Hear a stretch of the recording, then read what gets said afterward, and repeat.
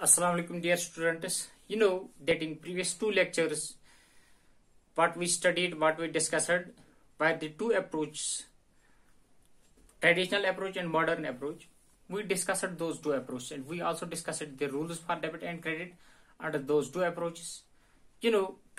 I hope you understood very well and I hope you also worked very well at home. Now today what we will be discussing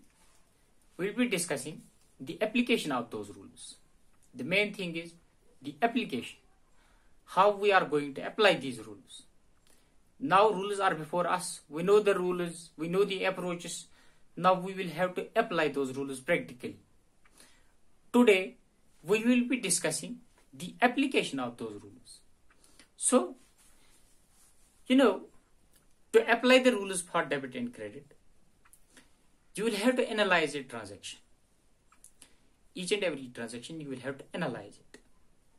And to analyze that transaction and to apply the rule, what we do, we normally follow a procedure which comprises of 5 simple steps.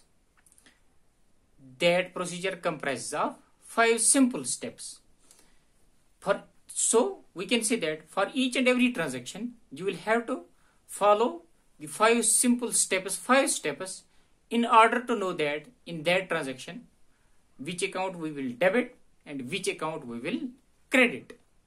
According to rule, which account we will debit and which account we will have to credit. So we can say that to know about the rules for debit and credit for each and every transaction, or to apply a rule, to apply the rules for debit and credit for each and every transaction, what you will have to do, you will have to follow a procedure comprising of 5 steps so that you will be successfully debiting the appropriate account and crediting the appropriate account in each and every transaction. That is the model. So today we will be discussing that procedure. So today we will be discussing the application of rules, which we have already discussed. The application of rules for debit and credit. To apply the rules for debit and credit for each and every transaction, we follow a procedure which comprises of 8 steps, 8 simple steps. If we follow those 8 steps for each and every transaction, we will successfully apply the appropriate rule for each and every transaction. So, to know about that procedure, let us firstly write an example here, write a transaction here, and apply that rule on that transaction. Apply that procedure on this transaction so that you will easily understand. Let us write the example here. For example, there is a transaction. Purchased goods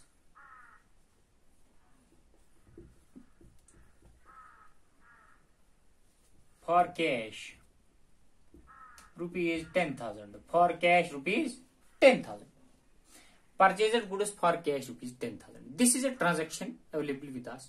Now we will have to decide in this transaction which account we will debit, we will have to debit, and which account has to be credited. We will have to decide that. To decide that, I already said that we will have to follow a procedure, simple procedure comprising of 5 steps, so that we can easily apply the rule according to any approach, traditional as well as modern approach, any other 2 approaches. So, according to that procedure, the first step in that procedure that we follow is step 1, that is, we write the transaction firstly. We write this transaction as, in the inverted commas, purchased goods. Purchased goods rupees 10,000. Purchased goods for cash rupees 10,000.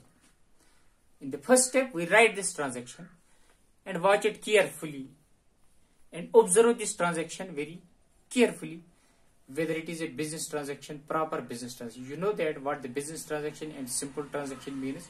What is the difference between the two?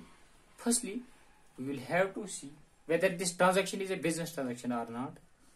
That is the first case that we have to keep in mind. Then we have to take this transaction, and the first step is we will write this transaction here.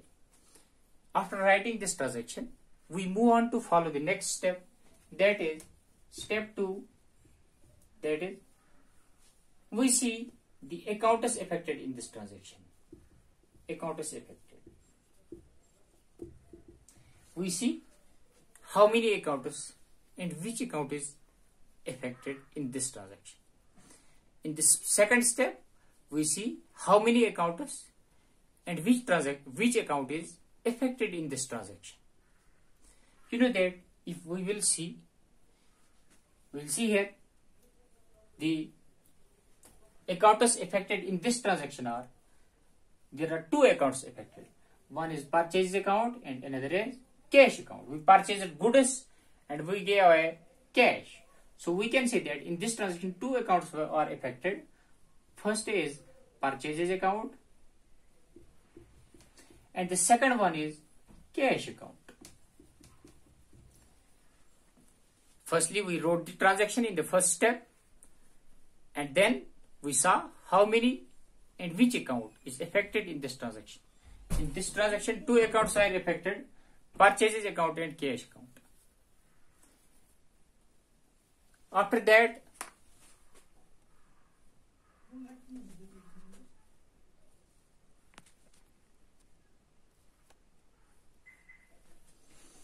so you know that after the step 2, after we have observed that in this transaction 2 accounts were affected, purchase account and cash account. And after that, we move on to follow the third step. In the third step, what we see? In the third step, we see the nature of accounts. Step 3, nature of accounts. These 2 steps are most important steps that we have to observe very carefully. In the first step, we simply wrote the transaction. In the second and third step, our discretion, our observation plays the most important role. In these 2 steps, we will have to see which accounts were affected in this transaction. In the third step, in the second step, we saw which accounts and how many accounts. In the third step, we will have to see what is the nature of these accounts according to the 2 approaches that are available with us. So let us take this example in the light of traditional approach. If we will take this example in the light of traditional approach, then we have to see the nature of these accounts in the light of according to traditional approach. Now, according to traditional approach, purchase account is a real account and cash account is also a real account. According to traditional approach, you know that purchase account is a real account and cash account is a real account. So we can write here that both accounts are real accounts. Both accounts involved are real accounts. We can write as such here. We can also write here just like purchase account, real account, cash account, real account.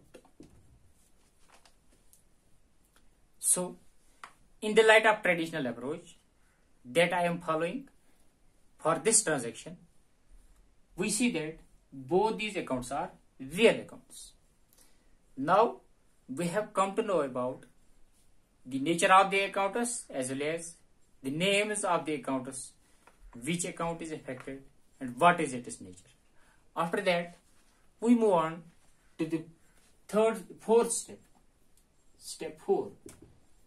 We move on to the fourth step. In the fourth step, what we do?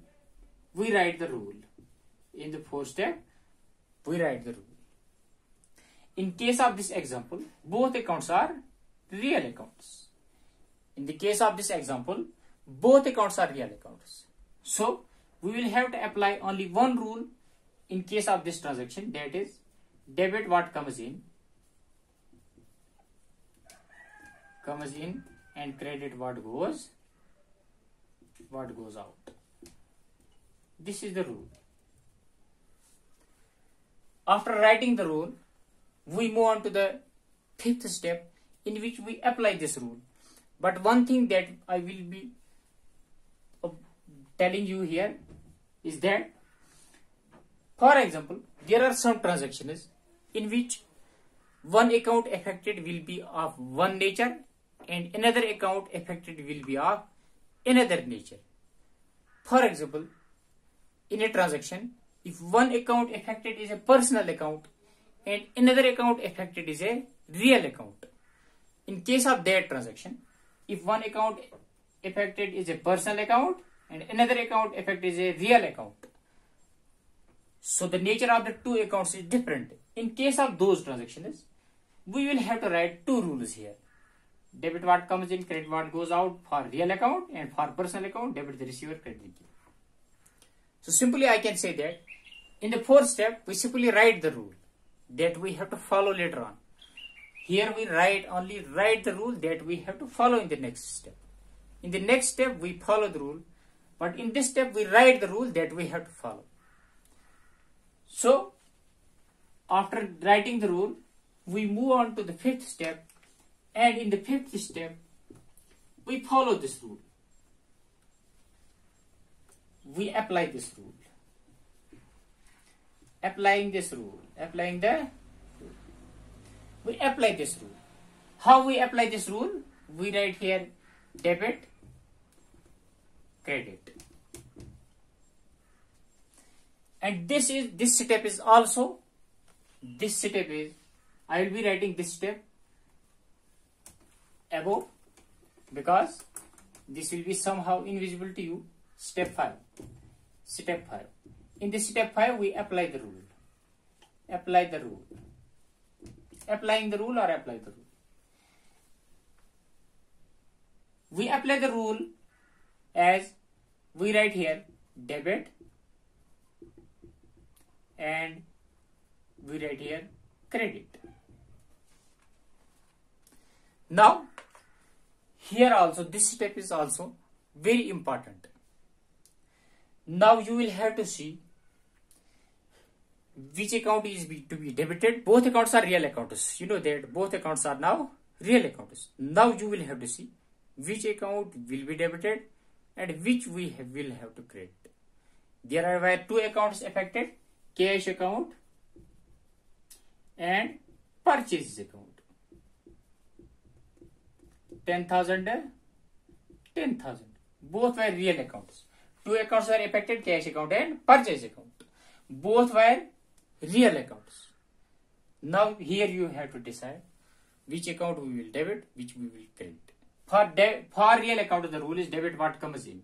What comes in here? In case of this transaction, purchases come in, goods come in. Purchases come in or goods come into the business, and what goes out? Cash goes out. When we purchase goods, we give a cash. So debit, we will be giving debit to the purchase account and we will be giving credit to the cash account. Purchases, goods come in and cash goes out. Debit what comes in, credit what goes out. This is how we apply the rule. This is how we analyze a business transaction in the light of the traditional approach. Now, for example, if we are following the modern approach, in case of modern approach, when following the first step, in the first step we will write the transaction. In the second step, we will be writing the accounts affected. The first two steps are same. In the third step, we will have to write the nature of accounts affected. And in case of modern approach, the nature is somehow different. Modern approach categorizes the accounts into two categories. Assets and expenses is the first category, is assets and expenses, and in the second category, liabilities, capital and revenue are included. So let us rewrite this transaction. Purchased goods rupees 10,000. Let us rewrite here and analyze this transaction in the light of modern approach. First step, step 1, we will be writing this transaction. Purchased goods rupees 10,000. In step 2, step 2, account is affected. Account is affected. Purchase account, cash account. Step 3. In the step 3, the step 3 is somehow different from the traditional approach. In this step 3, we will have to see the nature of these accounts, but in the light of modern approach. You know that when we do the purchases, the goods come in, the stock comes in. So we can say that purchase account will be included in assets category.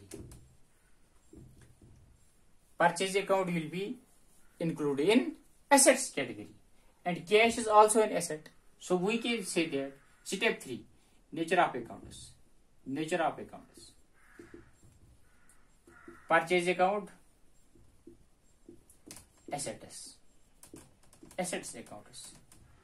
Cash account, assets accounts. This is this transaction, the same transaction. I analyzed the same transaction in the light of modern approach. In the light of modern approach, the procedure is same. 5 steps we follow here as well. Firstly, we write the transaction. In the second step, we see which account and how many accounts are affected. And in the third step, we write the nature of these accounts in the light of modern approach. In the light of modern approach, purchase account follows under the category assets accounts, and cash account also follows under the category assets and expenses. Yeah, assets accounts. Assets accounts, expense account, liability accounts, capital accounts, and revenue account. Assets accounts. And then we write the rule. Step 4, rule. For assets accounts, the rule is debit increase and credit decrease. Debit increase and credit decrease. Then we will be applying this rule. Step 5. Apply the rule. Step 5. Application. In this step 5, we will be doing the application of this rule. How we will apply? We will write here debit and credit. Debit and credit. Now we will have to apply this rule. Both these accounts are assets accounts, and when we do purchases account are goods. Purchases are goods. Goods increase. When we do purchases, goods increase and cash decreases. So we can say that when this account, purchase account, we will give debit to this account because when we did this transaction, purchases increased. Our purchases increased, our goods increased, our stock increased. So for purchase we will be giving debit, purchase account, and credit we will be giving to cash account because when we did purchases, there is another asset, cash that decreased. So we will be giving cash account credit. Debit increase, purchase increase, credit decrease, our cash decreased. This is how we apply the rules for debit and credit by following a simple procedure comprising of 5 steps. I hope you understood very well, and I hope you will work very well at home on it. Thank you. Allah Hafiz.